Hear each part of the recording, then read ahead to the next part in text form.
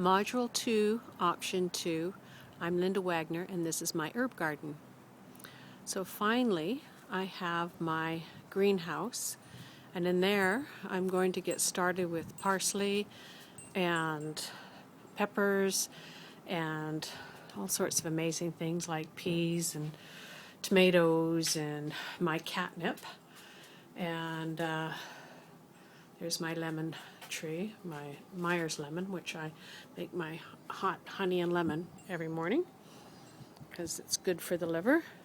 And then down here, as you can see, we live on quite a slope, so we've had to build retaining walls out of large rock boulders. So my garden basically consists of terraces. Down here, my first herb is sage, and sage is wonderful to cook with, especially with pork, and it's also a really good digestive herb. It has antibacterial and astringent properties and makes a wonderful tea. Over here we have rosemary, and I grow a lot of rosemary. It's a good nerve tonic. It apparently stimulates the central nervous system, and it's really good with sprains and strains, and it's known as a bee herb. Apparently the bees just love the flowers, and I plan on getting into beekeeping soon, so I'm going to be planting a lot more rosemary to attract the bees. And down here I have lavender, and I'm planting it around the house. I'm also planting it up at the barn because it's very calmative, and it has really good nervine properties, and it makes a great tea with cleavers I found in Module 1. That was my assignment. And here is one of my mint plants. It's looking a little green, not the green I want, so I better get some fertilizer on that soon. And then further down, my struggling little bay leaf plant, which I love to use in all my crock-pot cooking. And then over here, again, more rosemary, and I've made it, planted it next to the horse pastures to make it accessible to them so they can nibble on it and self-medicate as they would like. And then I have 2 witch hazel bushes.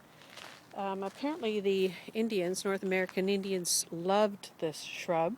They used it a lot for their medicinal practices, and it's an antiseptic and an astringent, among many things, and it does things like reduces bruising, and it's good for stomach and intestinal ulcers. So I've made that available to the horses should they have tummy aches.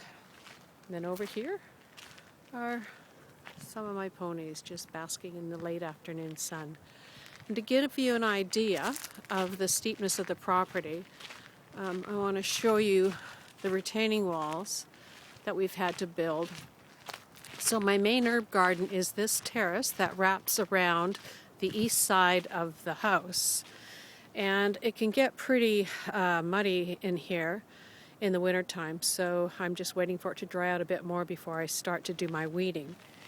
And over here I have parsley, and I'm just finding out that parsley can be a biennial, and I use parsley a lot in my cooking and also with the dog food because parsley is really good for kidney ailments. And then over here I have my thyme. Where'd it go? There it is. And you can use the whole plant, and it also has antiseptic properties, as well as it's great to expel worms, and it's also really good for the indigestion. There goes a dog. And I understand that thyme's also a good bee herb. And then over here, last summer, I have my tomato plants, and I had basil next to the tomatoes because they're supposed to be really good companion plants together. And basil has a really potent oil which offers antioxidants and antiviral and antimicrobial properties. And an interesting thing is I found out is that it's also toxic to mosquitoes. So we'll be growing some basil. And then I have my celery plants, which was really fun to grow. They're kind of worn out now, but again, I use those a lot in my cooking. Celery is good for water retention.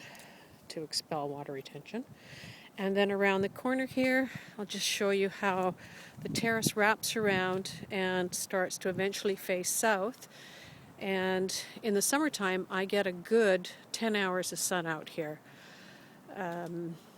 So it heats up pretty nicely, especially the heat from the stone walls.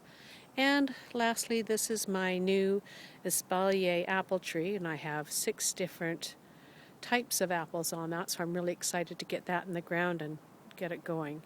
And there's my dog Pax, always looking for new herbs and new weeds to chew on.